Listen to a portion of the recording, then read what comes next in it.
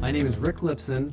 I'm president and CEO of Rainbow Leather here in College Point, New York. Rainbow Leather specializes in printing and embellishing leather, cork, and fabric, and this is my New York story.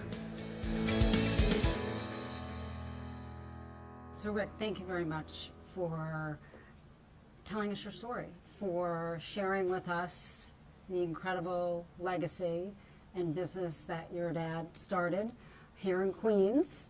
And I was very moved by the fact that your dad's was a Holocaust survivor, and created a very unique business that had a very defined niche in the leather market and fashion business.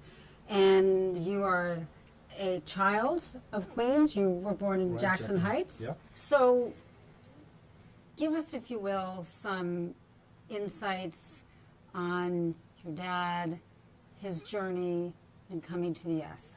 Well, my father was a Holocaust survivor, so he survived the war, and how he did it was by his cunning. You know, he was very resourceful, and he was able to, with luck and skill, was able to survive.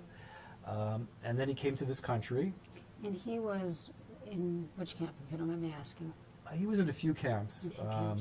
And how old was he? He was I think he was 14 when it started. He was about 18 or so when it was over.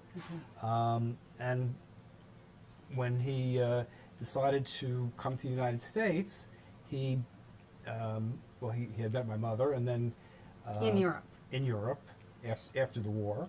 So when he was released from the camps, he had stayed in Europe initially.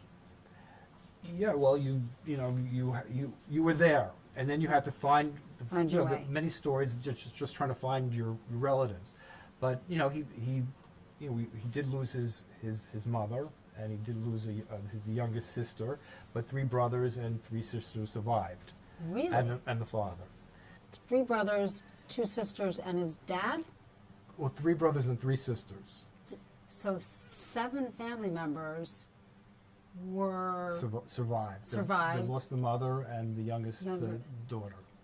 And how did they find each other? Well, they had a lot of going back and forth, and people would say, I saw so and so here, and they would ask, and there would be signs, and there was a lot of crisscrossing on trains. So there are amazing stories with that. He came to the United States. He didn't have any money, but he came. And his experience was his father was a tanner in Poland. So when he was a young boy, he would go to the tannery, and he would work with his father. And he knew about leather. And when he came to this country, he got a job with a leather company, and he started and he worked. So was it instantaneous success? Like immediately people gravitated to it, or did it take some time? Well, it did take time. It was kind of being the first. So what they would do is use it for lining. For expensive shoes, they would use it for lining. Oh, interesting. So they, kid skin. Those skins were small, 5 or 6 footers, and they were used for lining. And he would make the painted linings, like beautiful. Beautiful, and we still have some. We still have our archive. Oh, you got it. I want to see those. Okay, that would be great. Yeah. And now, did you pitch in on the weekends as you and your brother?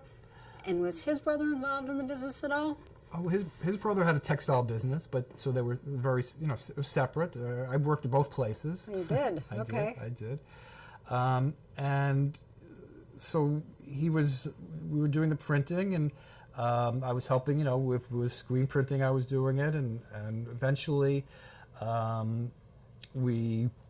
went to college, right? So I was 16 when I went to college. Boy. The 2-year SP. I graduated when I was 20, and I learned a lot about business. And so when you graduated, you started immediately in the business? I graduated. Here, Dad, here I am. And, I came to work, and I had these great ideas. And he said, "What are you talking about? I've done business like this, and we fought." Because you, seeing the world from a different perspective, a different generation, wanted to put your own imprint, pardon the pun, on the business. And Right, Dad, and my father was a very strong person. You know, he was his way. You know, he was very strong. And I said, but Dad, I think we should put the leather on shelves. Wouldn't that be a great idea? We could organize it on shelves.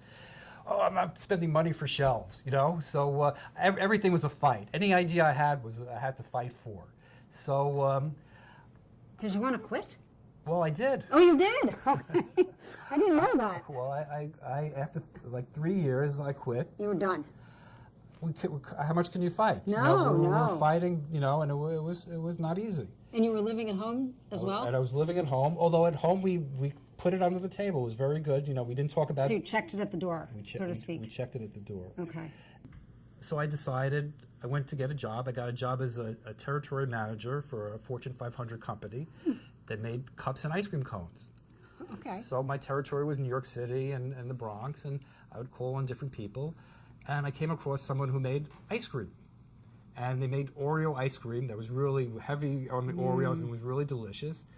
And I said, I can sell this thing. So I branded my own name. I called it Made in Heaven Ice Cream. And they would deliver it for me under my name. And all the scoop shops would be selling this Oreo ice cream and all with the food, all the candy bars that are put into the ice cream, the Snickers. And Was this before Ben and Jerry's or kind of at the same time that there was like this artisanal... Well, this was before Ben and Jerry's. Wow. And we were selling, to the mom and pop groceries, the ice cream shops in New York, because that was a big time for ice cream. And so I'm doing this, and we decided to go up to Vermont skiing. So I went to Vermont, and I went to the supermarket, and I saw these pints of Ben and Jerry's ice cream. So we tried them. Everyone in the house said, this is great. It's great marketing. Look at the picture. Get back to New York. I call up, I call up Ben and Jerry's. I say, is Ben there? This is in the... Ben Cohen, right? Right, Ben Cohen. This is early 70s.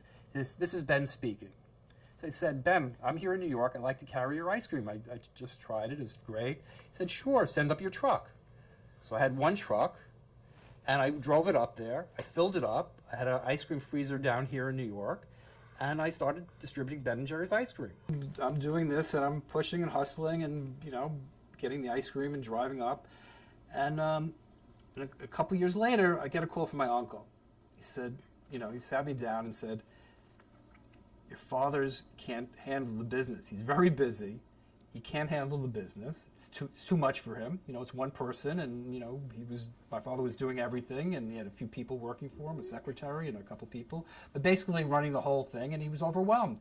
So I'm thinking, okay. At the same time, Ben and Jerry's was saying, well, we want to grow bigger, of course, and you only have one truck, so we were going to sell the ice cream to a master distributor, and I could buy it from the master distributor. So. Interesting crossroads. That was the crossroads. So I'm thinking, okay, one guy with one truck, I have to now buy from a distributor, so I'm not buying directly, and so your margin's going to get my margins shrink. And my father needs me, so I decided that I'm going to go back into the family business. Are you nervous about that? I mean, given the history that you guys were butting heads, or did you just feel like you had matured and grown, and maybe your father was seeing you in a different light because you had achieved this other success? Well, and that he needed me. He really needed somebody to. He was the creative end. I'm more of the business end. I hope to have some of his creativity, but he was really, coming up with the ideas and the designs and really working, making these beautiful products that people were enjoying, for the bags and the shoes and the belts, and I decided, one truck, family business, it's time to get into family business. Well, I would love to be able to go back and see where all the magic happens. Oh, absolutely. And how the magic happens Okay, and comes together. It's right there, Okay. right at your fingertips. All right, let's do it. Okay. Okay. So I'd love to be able to take a look at the various designs and the process and how your product is made, how the leather is curated, how the design occurs, all the different processes. And we see, tell me what's going on. It's like an overload of a lot of things here. Well, there is a lot. But basically, we start with a blank canvas, or blank piece of leather, Okay. and we take the leather, we put it on the table. Once we get it on the table, we'll take our papers, our foils, and put it down onto the leather. And this is really the distinctive nature of what separates Rainbow from other providers in the marketplace. Right. Really, this is your niche. Right, we're creating a fashion product, and so we're taking multiple layers of color and design. So what Babyman is doing is controlling the pins in the computer, from the computer into the machine, and that controls where the dots are for perforating the leather. So he could put your name in there, you could put any design. So this machine does two things. One, it does the perforation, and secondly, it does snake cutting. So it cuts the leather to make it look like genuine snake skin. So right now he's got it set for perforation, and Fabian, why don't you give us give it a spin?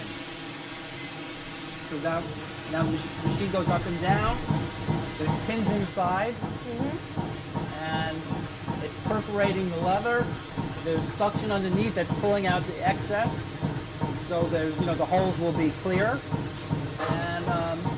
And is this a big new fashion trend, using perforated leather?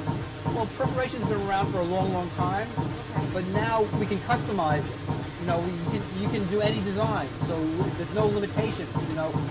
Basically it's just squares or rectangles. Now you can make circles, make flowers, you put your name in there. Our vision, your creation. Now that's My God, look at this. How cool is that? That is awesome. That is amazing. That's beautiful. It's beautiful. Yeah. This has been absolutely amazing. It is a true New York story and a great testament to putting your mind to wanting to achieve something special, something your own, and through perseverance pace. Right? Wanting to grow and give the best. It's great to see manufacturing alive and well in New York Right. City. And I love that. We're a family. We do this together. We do it, for love and for the product, and we work together. So we're a team. It's a great team. It's the ultimate in the family business, right? Yes, it is. Family, Georgia family, community family. Perfect. Thank you very much. This has been great. Thank you. It's a great story. my pleasure. Thank you. I love it.